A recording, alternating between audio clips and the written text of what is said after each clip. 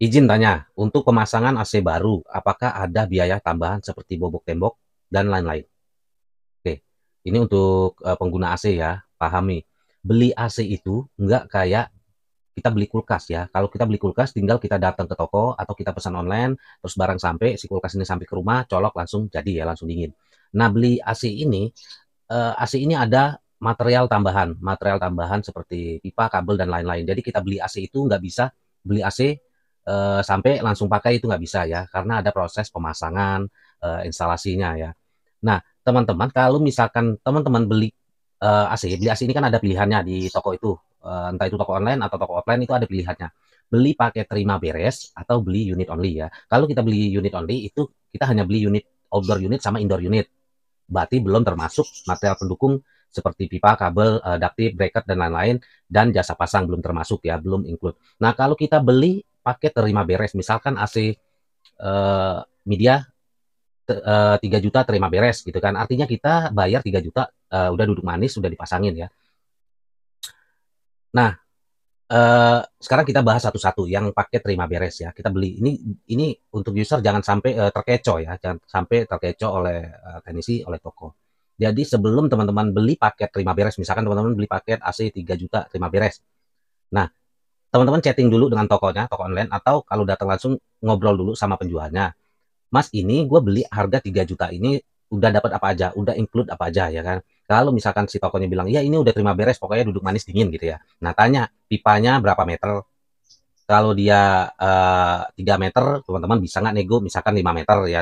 Nanti sesuaikan ke posisi AC teman-teman di kamarnya, di ruangannya. Jadi teman-teman sebelum beli itu lihat dulu posisi indoor di sini, posisi outdoor nanti di mana. Misalkan kalau dia hanya back to back, indoor dan outdoor itu hanya terpisah tembok, itu cukup 3 meter ya. Tapi kalau misalkan jarak outdoornya jauh, misalkan 5 meter, atau misalkan kamarnya itu di tengah dan outdoor itu taruh di garasi depan, itu paling nggak butuh pipa 7 sampai 8 meter. Nah, itu nanti teman-teman nego ke tokonya.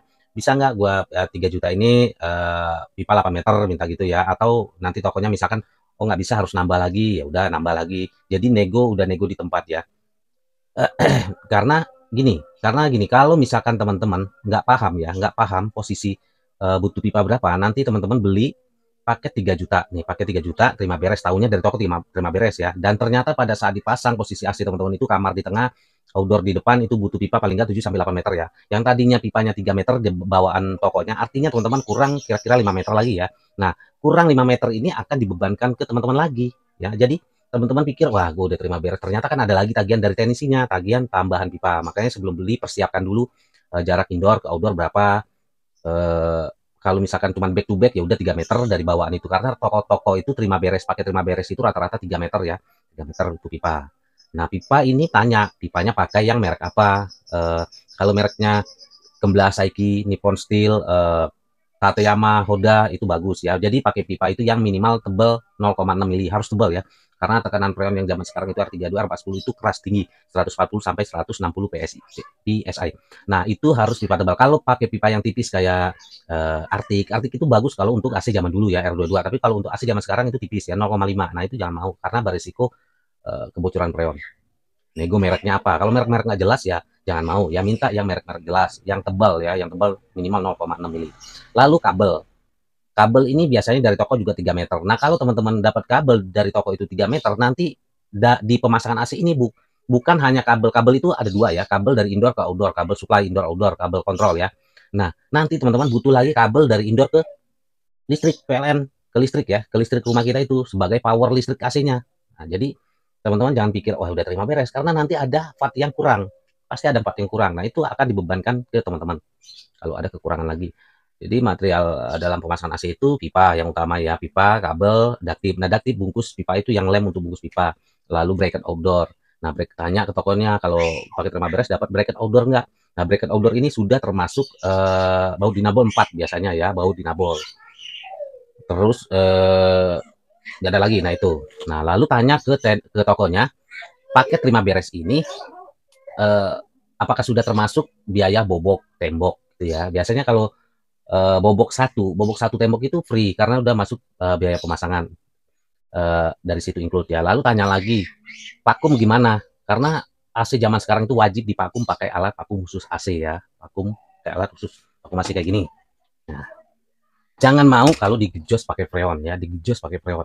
Itu bisa sebabkan freon bawaan pabrik yang aslinya itu berkurang atau proses pembersihan instalasi unit AC-nya itu tidak maksimal. Nah, vakum ini minimal 15 menit ya. Jangan mau kalau misalkan vakum cuma 5 menit, 2 menit, 3 menit, jangan mau. Vakum ini minimal 15 menit, itu udah standar pabrikan. Nah, biasanya teknisi akan membebankan lagi biaya vakum ini. Ini bagian dari trik ya. Sebenarnya vakum ini adalah free karena vakum itu wajib dalam proses pemasangan AC. Gimana mungkin suatu yang wajib lalu dibebankan lagi biaya? Nah ini ya kayak gitu ya. Terus tip untuk teman-teman ya. Kalau misalkan itu yang udah paket terima beres ya. Nah sekarang yang paket unit only. Kalau misalkan teman-teman beli AC unit only, artinya teman-teman akan membutuhkan lagi material tambahan atau aksesoris tambahan. Nah, kalau teman-teman di sini pilihan ada dua ya. Teman-teman terima beres dari teknisi, jadi teknisi yang bawain semua materialnya terus dipasang, atau teman-teman beli sendiri. Nah, kalau saran gua mending teman-teman beli sendiri ya. Material pendukung itu pipa, kabel, bracket, ductip. Nah, itu beli di toko oren itu murah ya, murah. Dan kualitasnya kalau teman-teman beli sendiri itu terjamin ya. Nanti kalau misalkan teman-teman nggak ngerti apa aja yang diperlukan, terus merek apa aja yang bagus, nanti teman-teman komen aja di video ini, nanti gue bales mereknya apa aja yang dibutuhkan. Nanti gue kasih linknya yang toko recommended yang bagus ya, toko yang terpercaya.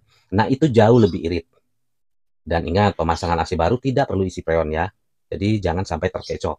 Freon bawaan dari pabrik itu sudah ada. Itu teman-teman, itu tipnya ya, tip kalau untuk pemasangan AC. Nah gini, untuk Jabodetabek ya, untuk Jabodetabek itu harga standar pemasangan AC itu berkisar antara 200 sampai 300 ribu per unit. Itu kapasitas setengah PK sampai 1 PK lah ya. 200 sampai 300 ribu. Nah itu jasa pasang ya, jasa pasang. Jadi di luar material pendukung. Kalau teman-teman ada kekurangan berarti teman-teman beli sendiri atau beli dari teknisi. Nah, jika ada lagi biaya tembok sendiri, pada saat ditagihan ya, di bon itu, di bill-nya itu ada tagihan lagi, bobok sendiri, terus biaya angkat outdoor sendiri, misalkan ada biaya macam-macam sendiri. Nah, lalu tanya, lalu yang uang 200 sampai 300 jasa pasang ini untuk apa? Untuk bayar apa gitu loh. Ya, ini hati-hati. Ini bagian dari trik-trik curang itu, memisah-misah harga gitu loh, memisah-misah harga ya. Kayak misalkan bobok sendiri, vakum sendiri, terus biaya bor bracket sendiri, misalkan kayak gitu. Sedangkan kita sudah bayar uang jasa 200 sampai 300 tadi. Lalu uang jasa ini untuk bayar apa? Kalau misalkan masih dipisah-pisah lagi, ya kan? Oke, gitu. Jadi teman-teman untuk yang pengguna AC itu usahakan nih ya, sebelum pengerjaan teman-teman itu sudah nanya dulu. Misalkan apa aja yang dibutuhkan, terus nanti pekerjaan apa aja, lalu apakah ada biaya lagi? Kalau memang ada biaya lagi, lalu berapa? Tanya ya. Nah di saat itu teman-teman, kalau memang nggak wajar kan bisa nego. Kalau wajar bisa lanjut gitu. Kalau nggak wajar ya udah gue cancel gitu kan. Nah, terus kalau misalkan serasa nggak wajar, cancel aja teman-teman. Ya. Dan pastikan pada saat pemasangan AC itu teknisi bawa alat vakum khusus AC, alat pendukung kerja yang memadai. Karena kunci awet enggaknya AC itu ada di saat awal pemasangan ini ya. Kalau AC dipasang asal-asalan pada saat awal ini tidak sesuai prosedur yang benar, tidak sesuai SOP yang benar, maka selanjutnya AC akan rewel terus ya. Merek apapun tidak akan awet.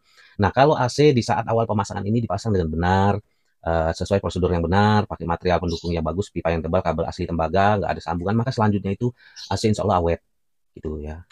Oke, ini untuk tip teman-teman yang nggak paham, apalagi yang baru pertama kali punya AC, bingung ya, nanti beli AC pakai terima beres 3 juta, tahu-tahu pas sudah selesai teknisi masang ada lagi tagihan yang lain ya kan, ada tagihan ini, tagihan itu, tagihan ini, tagihan itu. Nah, itu. Oke, terima kasih.